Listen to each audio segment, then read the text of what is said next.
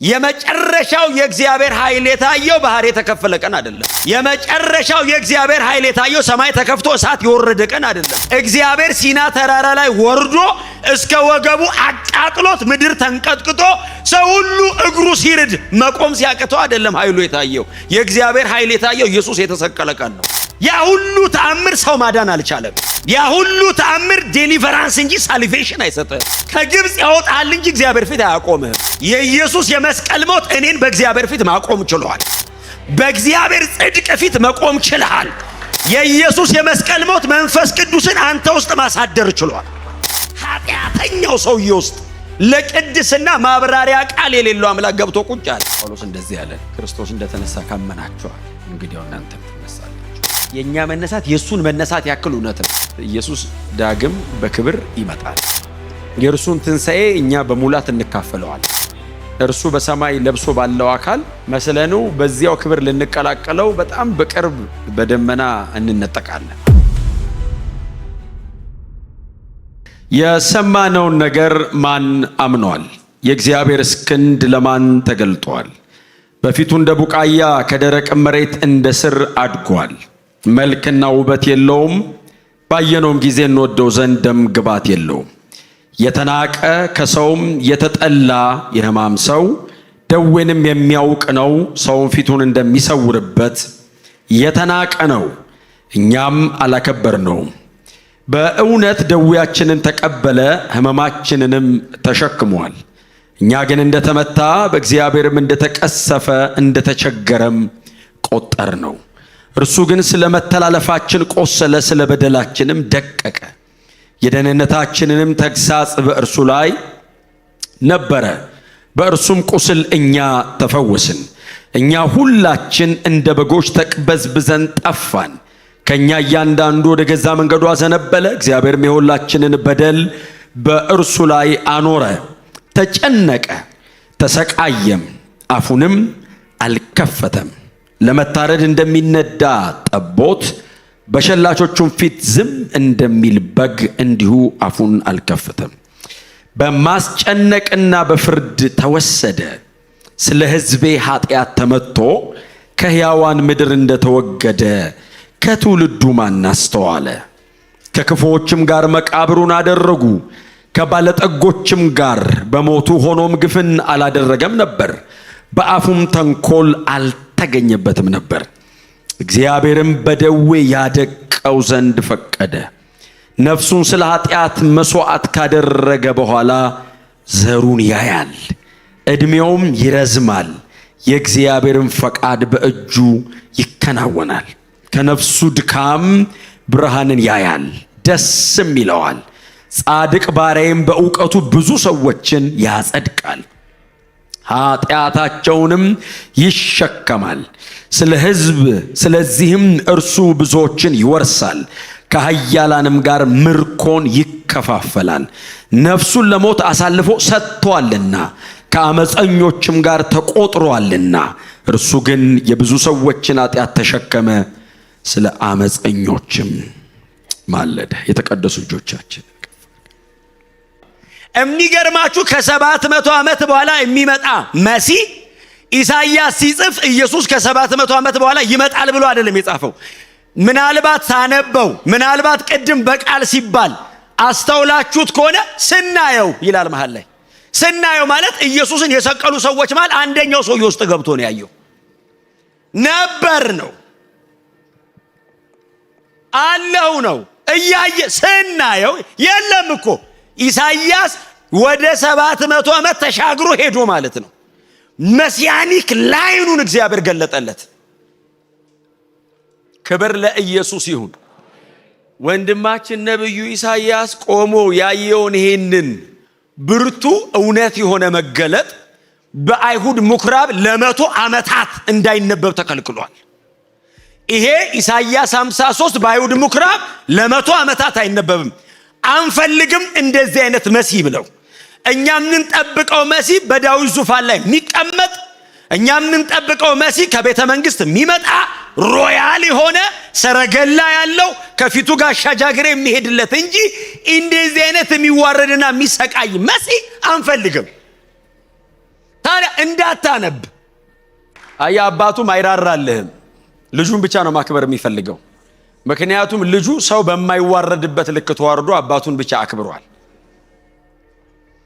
ክብር ለኢየሱስ ይሁን። እና ይሄን ሲቃዩን እኔ አሁን ዛሬ መናገር አልችልም። ይሄን ሲቃዩን መናገር አልችልም። እኔ መናገርም አልችልም። እኔ አቅም አጣለሁ። ኢሳይያስ 53ን ሙሉንም መናገር አልችልምም። እንዲገባኝም ብዙ አልጸልይም። ባይዘወይ ትንሽ ነገር እንዲገባኝ ነው የምፈልገው። አልችለውማ። እንዴት ይገባኛል? በህይወት መኖር ስለምፈልግ ትንሽ እንዲገባኝ ነው የምፈልገው። እንድቆይ አይምሮአችን መሰብሰብ አይችልም እንደዚህ አይነት ውርደት። በተለይ እሱ ጥሎ የመጣውን ክብር ካሰብን በዚህ መጠን መውረድ ምን ማለት እንደሆነ ራሱ አይገባም። ይሄ ሁሉ ግን ይሄንን ሰው ለማዳን የተካሄደ መንገድ ነው። ወንጌላት ላይ ትዝ ይላችኋል። ማርቆስ 15 ላይ ማርቆስ 15 ትዝ ይላችኋል። ጌታ ኢየሱስ ክርስቶስን የአይሁድ ሕግ መምህራን መግደል ፈለጉ ይልና እድል አገኙ ይላል። ኢየሱስን አንቀው ይዞት መጡ ይላል። ዮሐንስ ሲነግረን የአይሁድ ሕግ መምህራኖቹ እነሱን ፍርድ ቤት አቆሙት ይላል። ማርቆስ ግን ያዙት ብቻ ነው የሚለው እና ጎትተው አመጡና ጲላጦስ ፊት አቆሙት እና እስቲ እሱ ይፍረድበት ሲል ሄሮድስ ጋር ይዞት ሄዱ። ሄሮድስ ፊት ሄድና ቆመና አየውና ሄሮድስ ሲያየው ናቀው። ምክንያቱም ያን ሁሉ ወደ 127 ኪሎ ሜትር በእግር ይዘው ስለሄዱ አቧራ ጠግበዋል። በጣም ፀሐይ ደብድቦታል። እንደ ትላንትና ደም እስኪያንጠባጠብ ጸልየዋል። ሳይበላ ነው የዋለው ያደረው እና አዳኝም አይመስልም። በጣም ቁርበቱን ብቻ ነው የሚያዩት። እሱ ንጉሥ አይደለም፣ የምድር ነገስታት ገዢ ነው። እሱ በሰጣቸው እጅ ነው የሚመቱት። እሱ በሰጠው እስትንፋስ እኮ ነው የሚሰድቡት። እሱ በቀጠለው እድሜ እኮ ነው የሚያሰቃዩት። በእርግጥ ለገዳዮቹም ስለሚሞት ነው፣ እነሱንም ነው ለማዳን የሚሞተው። እና ሄሮድስ እንትኑን አወለቀ ይላል። የነሱ በወርቅ እንትን አለው ባይዘው በወርቅ የተለበጠ ነው እንትናቸው፣ ካባቸው ኖርማል አይደል። በጣም እንትናቸው ሰዎቹ ሊያስታርቀው ነው እሱን ራሱ ካመነበት።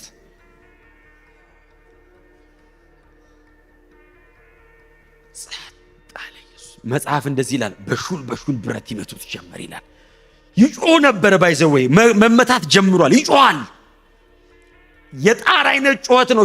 ሹል ብረት ነው። እንደ ጦር ነው የሚወጋጉት። ጀርባውን ሰውነቱን ከሁሉ አቅጣጫ ይወጉታል፣ ያጣጥራል። ሄሮድስ አየውና በንቀት ወደ ጲላጦስ መልሱት፣ የገሊላ ሰው ነው፣ የኔ ግዛት ሰው አይደለም ይላል። እንደዚህ አሰቃይተው ሊገሉት ማለት ነው። ውርደት እኮ ነው። ጲላጦስ ጋር ተመልሶ ሲመጣ አየው ይልና እኔ ምንም አላገኘሁበትም ብሎ እጁን ሲታጠብ አንድ ሰው ፍታልን፣ ይሄንን ግን አስወግደው አሉት። ማንን ልፍታላችሁ አላቸው። በርባንን ፍታልን አሉት። ነፍሰ ገዳይ ነው ይላል መጽሐፍ ቅዱስ። በነፍስ ግድያ ተይዞ ነው የታሰረው ነው የሚለው።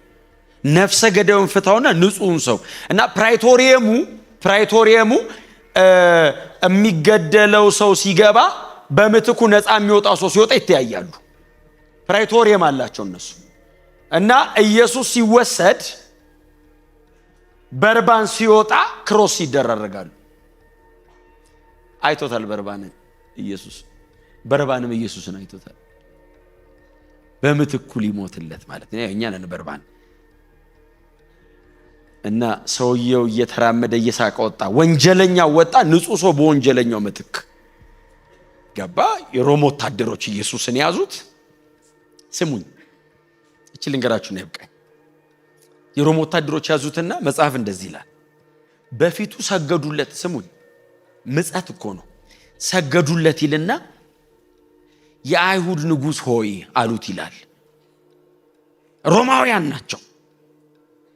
የአይሁድ ንጉሥ አሉት ይልና ልብሱን ገፈፉት ይላል። ቀይ ጨርቅም በላዩ ላይ ጣሉበት ይላል። ሊገሉት ነው። ፊቱን ሸፍነው በበትር ሰማለ። እጁን ይዘው ጎተቱትና በጲላጦስ የፍርድ ወንበር ፊት ወስደው አንበረከኩት። እንደ አጠር ያለ እንጨት አለ፣ እጅና እጁን ጠፍረው እዛ ግንድ ላይ አስረው ልብሱን አውልቀው ጀርባውን ተለተሉት። ጅራፋቸው በጣም ከባድ ጅራፍ ነው።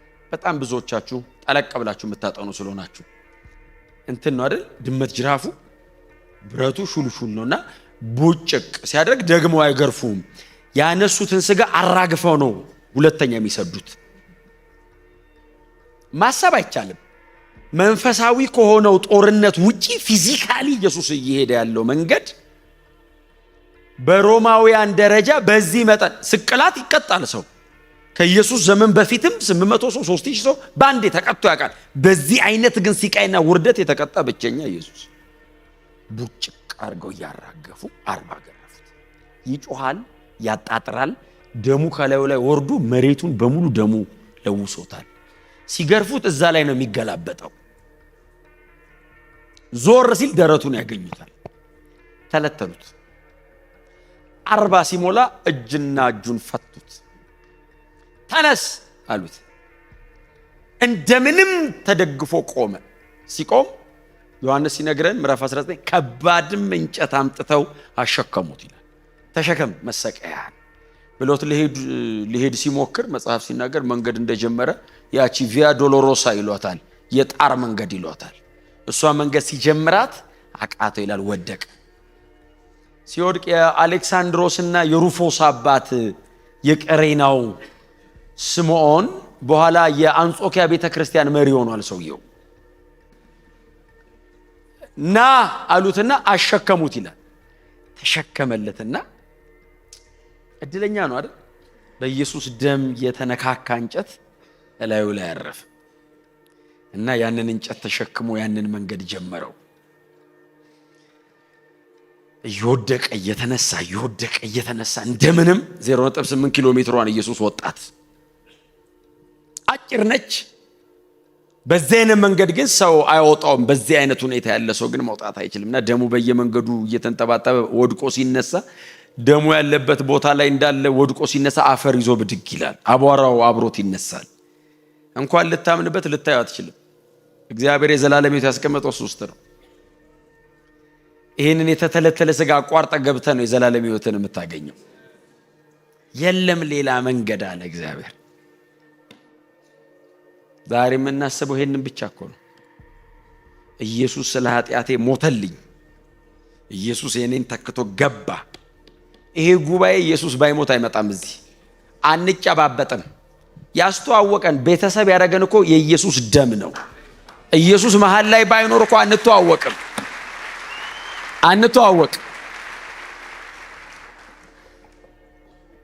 መጽሐፍ እንደሚል ይዘውት ሄዱ ይላል። እንጨቱን አዘጋጁለት። ጨካኞቹ የሮም ወታደሮች ሹል ረጃጅም ሚስማር ለማለት ይከብዳል። በእንጨቱ ጀርባ አልፎ እንዲወጣ ነው የሚደረገው እና የእጁ መዳፍ ላይ ሳይሆን እዚህ ውስጥ ነው የሚሰረስረው። የደም ቧንቧውን ይቆርጠዋል፣ ነርቡን ይነካዋል። በዚህ ውስጥ ሲያልፍ ባዮሎጂካሊ ብዙ ነገር ይበላሻል። ባይዘው ክሮስ ዝም ብሎ መንጠልጠል አይደለም።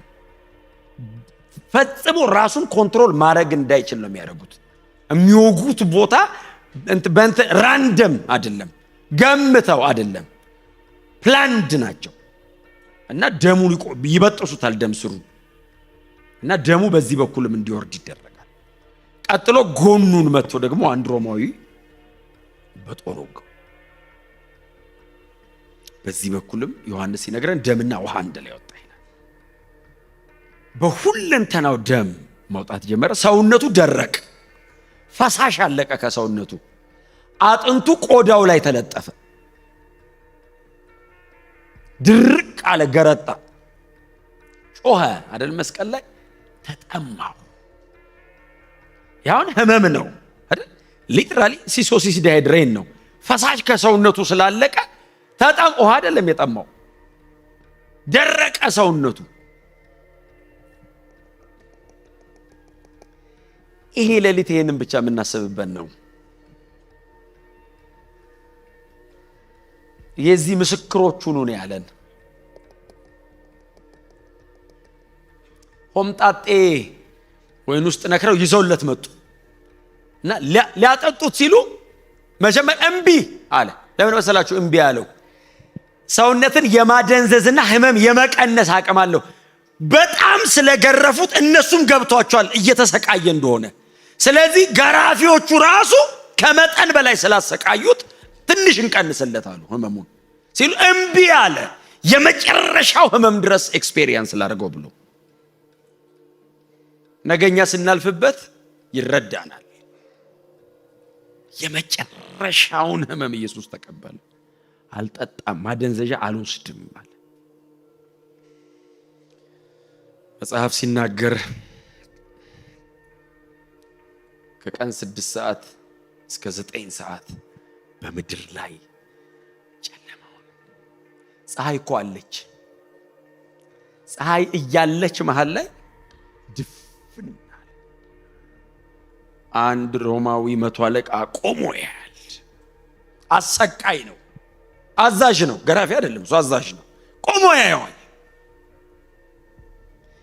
የኢየሱስ መስቀል ማዳን የጀመረው የሞተ ቀን ነው እና ሰው ዝም ብሎ ያየዋል።